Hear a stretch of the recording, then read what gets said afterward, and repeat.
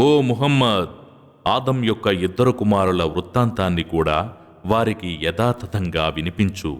వారిరువురు దైవానికి నజరానా సమర్పించగా వారిలో ఒకరి నజరానా స్వీకరించబడింది, మరొకరిది స్వీకరించబడలేదు.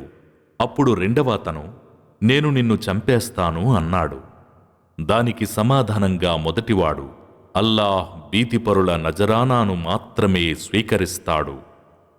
నువ్వు నన్ను చంపటానికి చెయ్యెత్తినా నేను మాత్రం నిన్ను చంపే ఉద్దేశంతో చెయ్యెత్తను.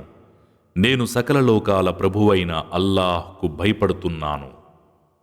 నువ్వు నీ పాపంతో పాటు నా పాపం కూడా నీ నెత్తిన పెట్టుకుని నరకవాసుల్లో చేరిపోవాలని కోరుకుంటాను గాని నేను మాత్రం ఆ పాపానికి ఉడిగట్టలేను. దుర్మార్గులకు ప్రతిఫలం ఇదే అని అన్నాడు. తరువాత అతని మనసు తన సోదరుని హత్యకే పురికొల్పింది. అతన్ని హత్య చేసి అతడు నష్టపోయిన వారిలో చేరిపోయాడు. ఆ తరువాత సోదరుని శవాన్ని ఎలా దాచాలో అతనికి చూపించటానికి అల్లాహ్ ఒక కాకిని పంపాడు. అది నేలను త్రవ్వసాగింది. అతను ఆ దృశ్యాన్ని చూసి, అయ్యో, నా సోదరుని శవాన్ని దాచే విషయంలో నేను ఈ కాకిపాటివాణ్ణి కూడా కాలేకపోయానే అంటూ సిగ్గుతో కుమిలిపోయాడు.